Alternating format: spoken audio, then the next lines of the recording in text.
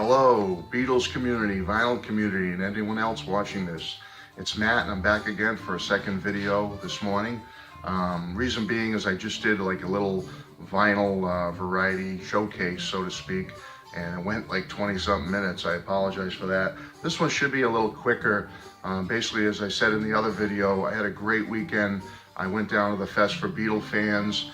I also went down and met up with Joe, Mean Mr Mayo, at his favorite record store, and I had the opportunity to spend some quality time with him and get to know him, have some fun and some laughs. And then I also got to meet up with Joe and his girlfriend the next day at the Fest for Beatles fans. And again, great time sharing the fest with him and spending time. And he documented some of that on his two recent videos over on his channel. You can check it out where he meets up with me. And what made it really special is I had the opportunity to spend the time also with my sons, who were part of it, and also came to the Fest for fans with me, as they are Beatles fans, although they have branched off and cast a wider net, so to speak, as Joe and his nephew like to say, into other music. And so it was really special to spend time with them. Today, or what I should say for this video, what I'm going to do is, basically let me mention all the people that were at the fest. I couldn't believe it. You had, of course, Mark Hudson from the Hudson Brothers, Klaus Voormann, who designed the Beatles Revolver cover and played on so many of their solo recordings, Larry Kane, who was a big part, starred in the Ron Howard documentary, live documentary that just came out 8 days a week. You had Louise Harrison, George's oldest sister. Denny Lane was there, many Wings members, Steve Holley, Lawrence Juber, Mark Rivera, Ringo's band leader and Billy Joel's sax player, Gene Cornish from the Rascals, oh my goodness, Joey Molland from Badfinger, great guy by the way. They're all good people. But anyway, so there was so many great things to do down there at the fest, so many great people to meet and have fun and enjoy and get into the spirit of the Beatles and the music and meet other fans who are passionate about it. And it was a real pleasure, and even more of a pleasure to be able to do it with my two sons and with Joe from Mean Mr Mayo channel. So thanks again, Joe. Okay, so this little quick hit is going to be just some of the stuff I acquired over this past weekend, at the fest and whatnot. And it's kind of going to be wide-ranging because it's like a Beatles vinyl variety showcase. I have some vinyl. It's also kind of a what's in the Beatles vault, which I've done in the past, showing some stuff, so to speak, Beatles memorabilia, and a button, who's got the Beatles button, which I did one of those videos not too long ago because I have a couple of buttons. So anyway, this first piece right here is it's an empty an empty sleeve of the Beatles' Greatest, which was released on the Odeon label in Holland, I believe. I believe this is a Holland pressing, from what others have told me. And my son had this, and it was all smudged and dirty on the cover. There were hand prints, and it was kind of gross looking, and you wouldn't want to put some of that stuff in a petri dish and find out what it was because it might gross you out. So anyway, he was going to frame it, and I said, well, let me take it and clean it up for you. So that's what I did. I was able to use some of the different techniques I've learned from the other folks here at the VC as to how to clean a record cover properly without ruining it.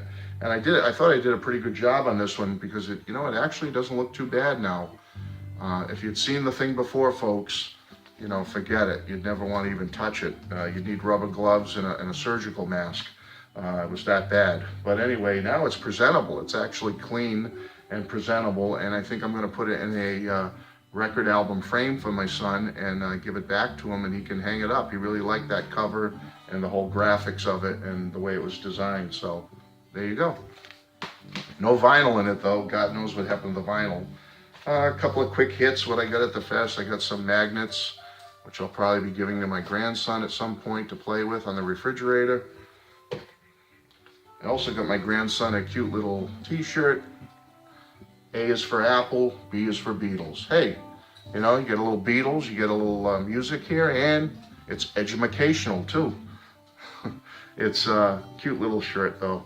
And his mom is a teacher, so she may be pleased that I'm trying to teach the alphabet here a little bit, albeit just the first two letters. But hey, Beatles, what can you do? Again, a roll of stickers. Who needs 10 feet of Beatles Yellow Submarine stickers? I do, Matthew. Let's see, we've got some Beatles Revolver guitar picks.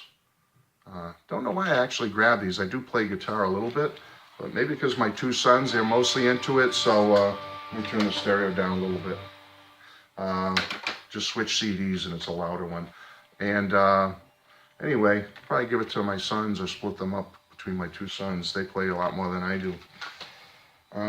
This was cool. This is one of those unique kind of t-shirts I've never seen or don't see it too often. But it's got a really cool picture on there of the band. And it's something you don't see that often. So I grabbed it. Okay, button. Who's got the button? But not just Beatle buttons. I saw this cool, look like a vintage Elvis button. And I grabbed that. Thought that was pretty cool. So grabbed it. And also Ed from the King's Court. I believe it was his parents who started this club. I found one of these. I've seen Ed talk about it in many of his videos, the club, from back in the day in New York.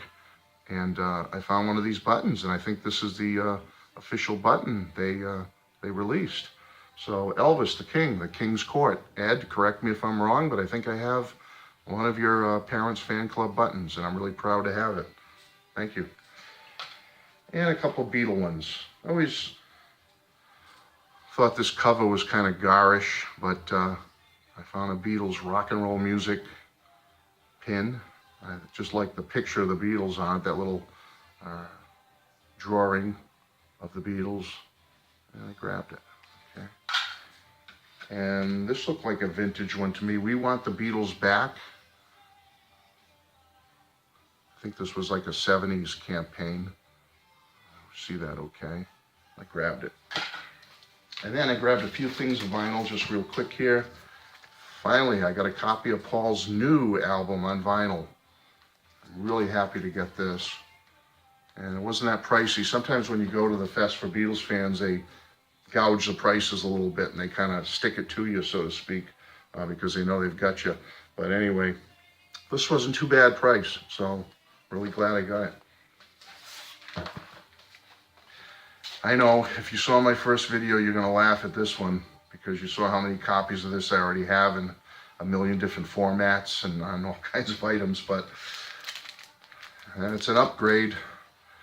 I won't take it all out of the package, folks. If you watch my first ever video, I do that for you many times, but I found a mono copy of Meet the Beatles in a little better condition than the best one I had, and the price was reasonable. And you know what?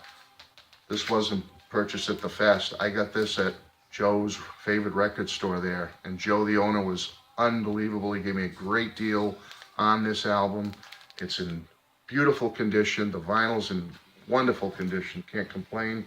And thank you, Joe. Thank you, Joe, Mean Mr Mayo. And thank you, Joe, the store owner, for the great deal you gave me on this. I have a real pristine copy of Meet the Beatles now.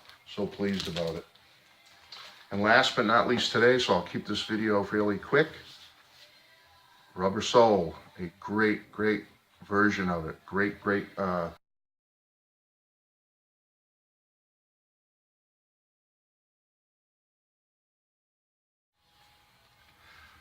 Hey everyone, I'm back. So I ran out of a little space there and it shut off right when I was showing my last item today. So let me finish this up for you. Okay, basically, as I said, my last piece for today is a Rubber Soul in pristine mint condition. This was also required at Joe's favorite record store, Mean Mr Mayo. And Joe, the owner, gave me a great deal on it. It's a Rubber Soul in really nice condition. I mean, the label is beautiful. The vinyl is beautiful. It shines. It just looks like brand new. And I'm really happy I acquired that. So anyway, I just wanted to finish that up.